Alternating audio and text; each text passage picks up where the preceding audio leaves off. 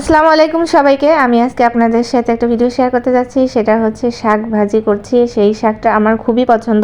আমি যখন দেশের বাইরে ছিলাম তখন এই শাকটা মোটেও খেতে পাইনি। প্রায় 7-8 বছর পরে আজকে এই শাকটা বাসায় রান্না হচ্ছে। তো আমাকে একজন দিয়েছে এই শাকটা, তো আপা আমার জন্য কেটে দিয়েছে। আর সেই শাকটা আমার আজকে ভীষণ পছন্দের। 7-8 বছর বলতে কি, আমি যখন দেশে ছিলাম তখন এই শাকটা খাওয়া হয়েছে। তারপরে যতবার দেশে আসছি এই শাকটা আর খাওয়াই হয়নি। মানে ওইরকম কেউ তুলে এনে দেয়া বা ওইরকম অল্প সময়ের মধ্যে খাওয়া হয়নি। তো আমার কিন্তু খুব আমি মিস করেছি।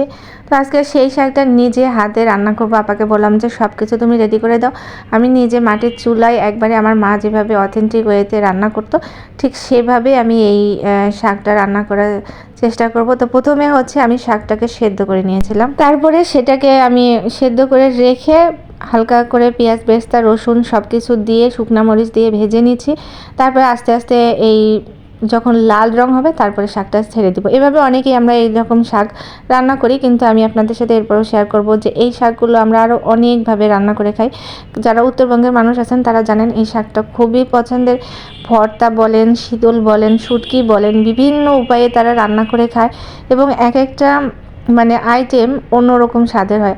অনেক সময় যারা আছে মাছ মাংস খেতে পছন্দ করেন, এমনি সবজি নিরামিষ এসব জিনিস বেশি পছন্দ করেন, তারা অবশ্য এই ধরনের খাবারগুলো বেশি পছন্দ করবেন। আর আমার আবার খুব ভালো লাগে মাটির চুলায় রান্না করতে। যতই আপনি গ্যাসের চুলায় রান্না করেন না কেন, রান্নাটা কিন্তু অথেন্টিকভাবেই হয় না। মাটির চুলার যে রান্নাটা অনেক জাল জ্বলবে, তারপরে সেই রান্নাটার মধ্যে যে অন্যরকম একটা স্মেল আসবে, এই রান্নাটা আমি কখনোই গ্যাসের চুলায় আমি পাই না। তাই আমি যখন দেশে আসি, দেশে আসার পরে আমার প্রথম কাজটাই ছিল, মনে মনে চিন্তা ছিল যে আমি গাছ লাগাবো, তারপরে হচ্ছে একটা মাটির চুলা করব।